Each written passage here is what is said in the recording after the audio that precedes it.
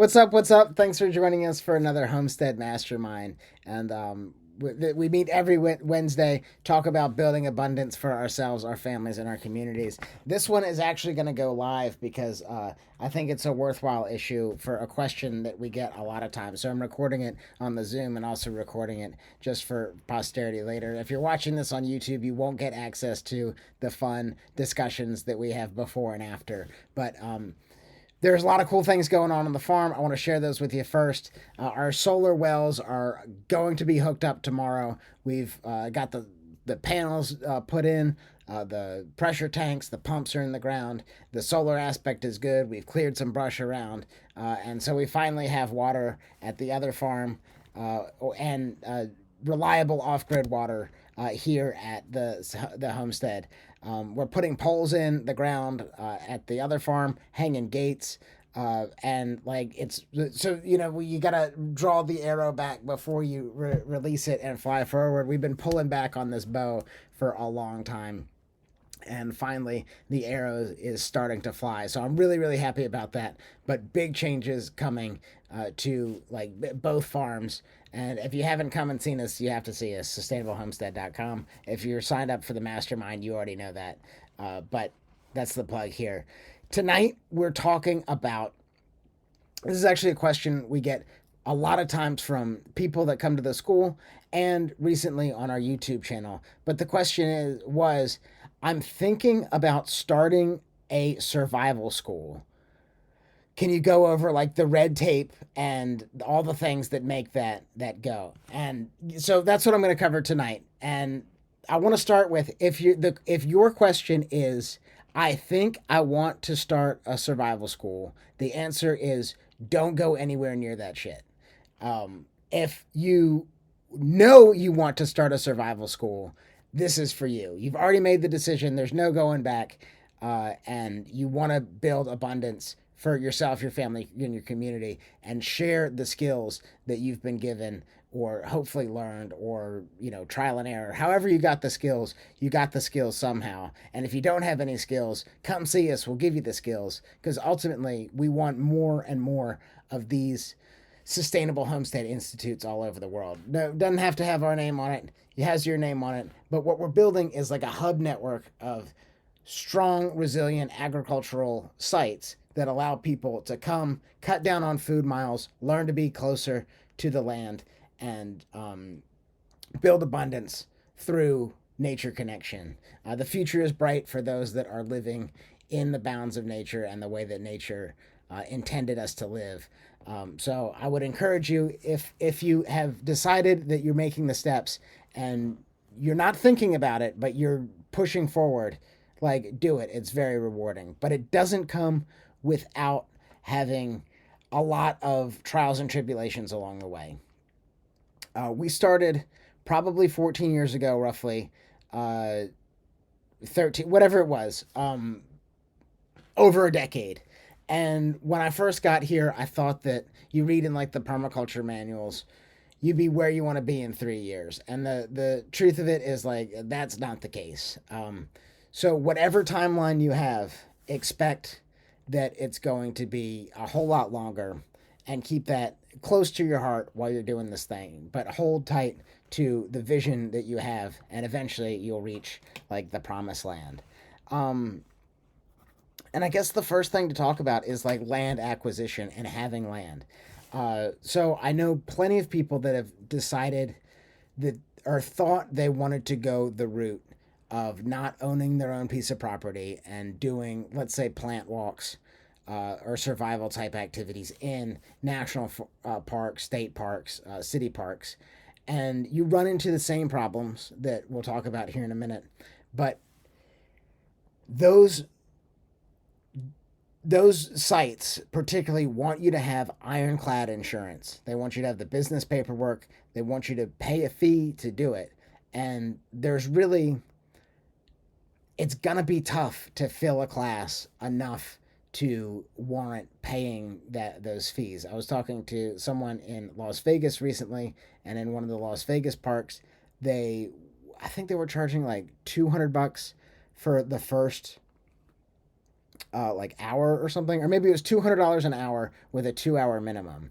And if you're doing a 2 hour plant walk at like $20, that's a lot of people that you have to, and that's not including the insurance. That's not including uh, the like the marketing that you're gonna have to like getting on the land and feeding yourself is the easy part. But when you're doing the marketing and the insurance and the business plan and all of those things that we'll talk about here shortly, more in depthly, um, it's really difficult to just say, "Oh, I want to do this. I want to fill a class," and then like actually manifest people showing out without having like a huge online following or like without being known. So you're have to do that marketing and build that base before you can do that. And if you're paying a state park,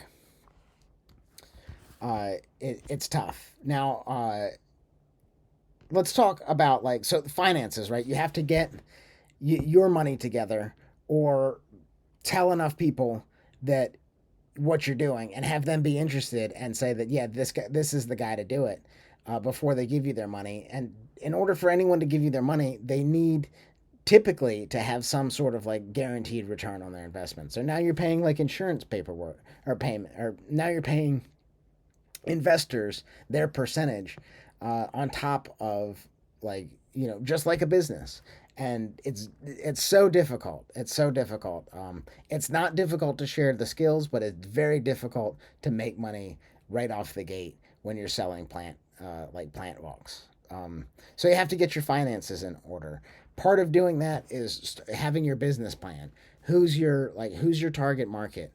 How much are you going to charge? How much? What are your costs? What are your inputs? If we're talking like working out, what are your calories in? What are your calories out? How much money are you going to have to take in for you even to break even? And if from the perspective of a business, if we want to save for our retirement and save to do other things, or save for medical bills, we have to be charging and saving half of like everything that we make. So we have to have all that in place, and that comes before we buy the land, most likely.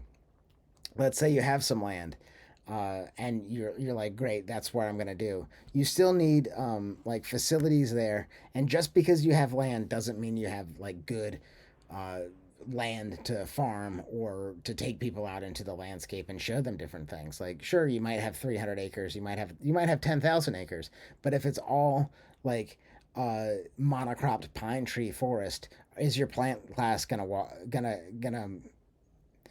are you gonna how long can you talk about pine trees for if you're just in a pine thicket, right?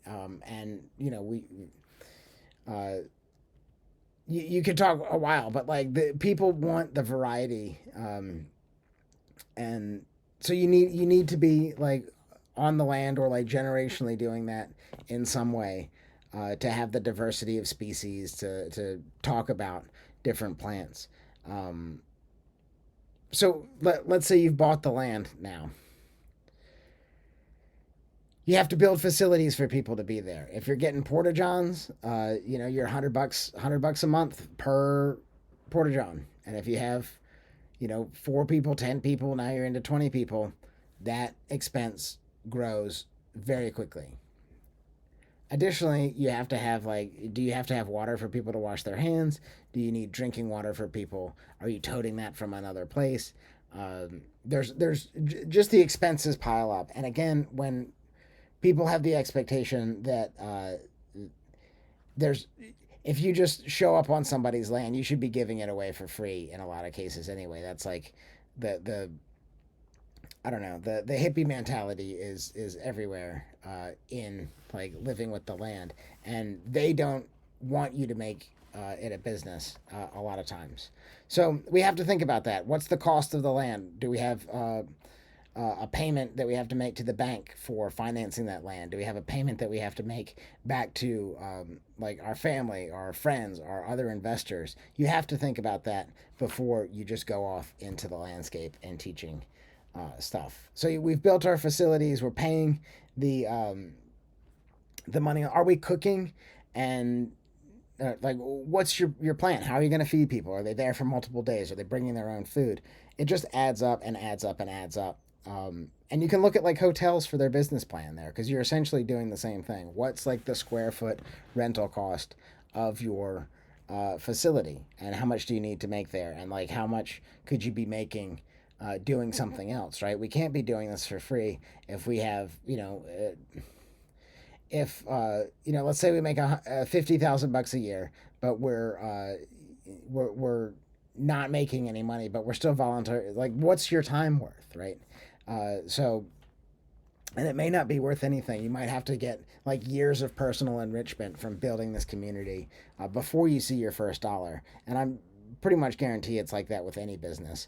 But with working with the land, it's because the ecological scale is much different than the business world. Like, we live in this like super fast technology realm, but the forest adds organic matter, over thousands of years before it means anything. So we have to play into that and think about that as well. The biggest challenges though for you will be local permits.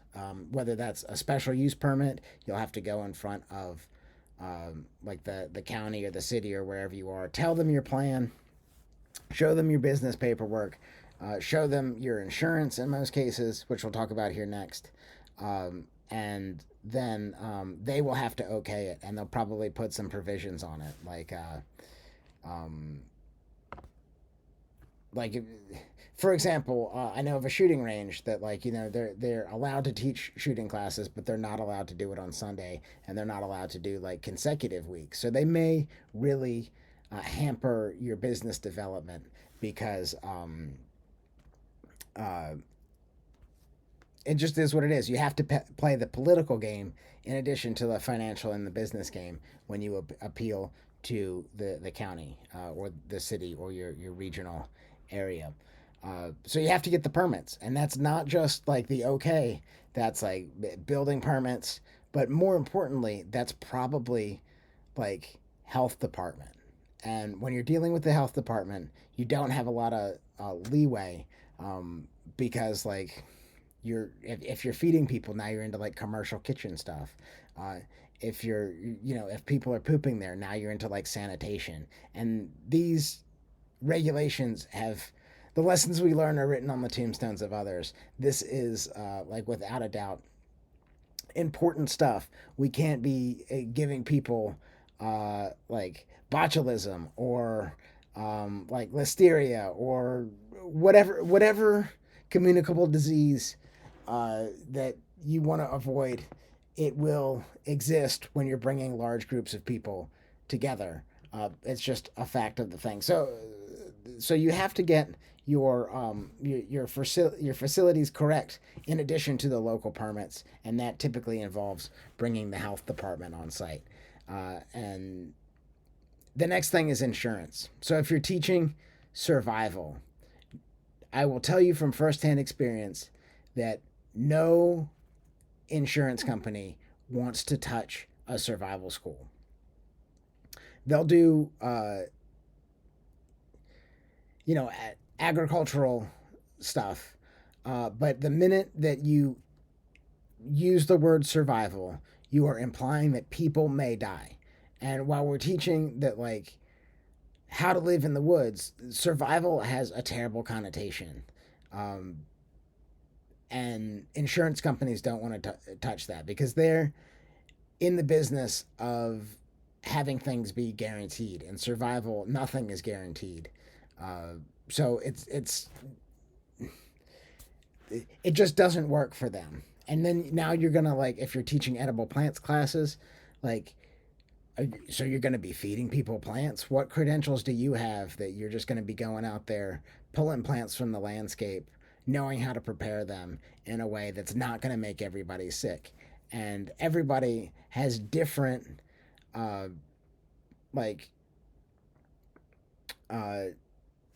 food allergies, the potential for reactions to be really bad. That's a very real thing. And the insurance company doesn't want to touch that. So you have to be very smart about the way that you word things, the way that you submit your curriculum to the insurance companies, because you cannot do this without insurance. That's what I'm telling you. Like, if you take one thing away from me here today, you cannot run a survival school without having extremely good insurance. So I don't really want to tell you the breakdown of my insurance because I don't think that needs to be on the internet. But know that we have it, and it's above and beyond what someone would carry on their homeowners. And a it was an endeavor for us to get, talking to different companies, submitting it, and like refining our wording, because they would submit it and say, oh no, we don't like this, oh we don't like this, and literally we're telling them like everything that we're doing. uh, and there's a lot of like things that I have to handle just because insurance. Like, I would love to be able to put people on a tractor and show them how to use a tractor, or like even like power tools and stuff. Like, no, that's why we're when you're here, you're going to be using a handsaw. It's because the insurance liability is such that you lose a finger, something goes wrong. Um, if you're here for the survival school, you're using hand tools, and still people get cut, and it's typically after I describe exactly how they're going to get cut, they get cut in that same way. So you have to have just be super careful, and the insurance companies, that's their whole pay plan, is they're super careful, not into taking risks that they can't figure out exactly. And so I say that if you're going to start a school, you have to have insurance. Uh, I was at a school, and this is the story that sealed it for me. I went to a school that is in very similar sort of realm. Now, they're not a survival school; they're more of like a living with the land, natural building, architecture, art, like school. And so in between things, there's always downtime, right? Whether we're eating lunch or whatever. But there was a zip line at that school, and it had been up for years and years. Kids were running it, like kids were doing it, having a great time. But over the course of that week, someone got on it and ended up. And this was super traumatic for me to watch go down, as well as everyone else in the group. But this person that we had become attached to and like friends with and like shared a lot of time together, we saw her get on the zip line, and that screaming of the cable, like, and the pulley going down, grabbed everybody's attention. So now everyone's looking at her as she goes down, and ultimately she ended up falling off the zip line. And I don't know exactly, but she's paralyzed and in a wheelchair, most likely for the rest of forever. And this was a like terrible freak accident that no one could have seen coming, and it was brutal to see this lady on the ground struggling for breath, knocked unconscious, and like everyone around standing around, uh, helpless and hopeless, because there was no way for us to like do anything other than call 911. And so that's what we did. Ultimately, she was like airlifted out, but you cannot plan for everyone in the group. Little things will happen, and they will, like, people will get hurt in things that no one would expect that. And for you to take that liability on for yourself is negligent, and like all the bad words. You can't be doing that. You are risking your family's wealth for generations by avoiding having insurance. You're risking your business, you're risking your investors, you are risking everything by going at this without insurance. Now, we see that all the time in survival schools because it's so difficult to get, that they just go off into the woods, but they do not know the potential for things to go wrong. So get insurance, plan for everything, have your business plan.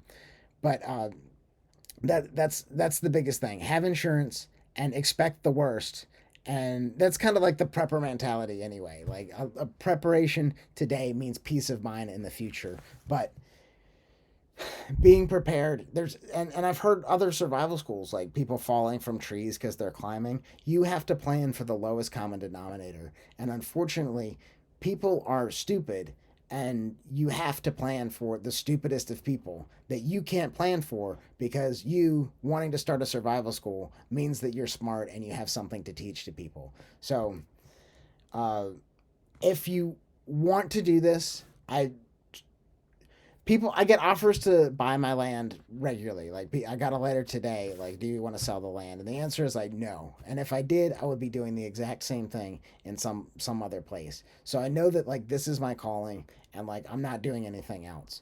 If you think you might want to do something else, this is not for you, and you need to like follow those other endeavors probably. But if you know that like being closer to the land, building a community, and sharing the benefits of living with the land, it is your course. There's no plan B's, just different plan A's. Then maybe this is the right path for you. If not, just come out and be part of our community, be part of another community, but spend a lot of time in those other survival schools, in those communities, before you jump out and do it on your own. Every year, I think last year 140,000 homesteads like turned over and or failed. And so the failure rate of homesteads is like through the roof. The failure rate of survival school is like way worse than that. So you have to be committed. You have to like continue to do it, and face down whatever problem is next, and just take it down and keep moving and keep moving and keep moving and keep moving. And you might never get to the promised land, but the journey is like really what's important, and you'll grow along the path. And I know I've gotten so much out, like my survival game has gotten so much better in teaching it, and having people ask me questions than it ever could just like me learning on my own. But if you're not 100% committed, don't think it's easy, and don't think it's worthwhile. Like, know that this is what you have to do, and essentially like this is what God put you on the earth to be doing. And if that's you, then get your insurance, get your business plan, and go to work.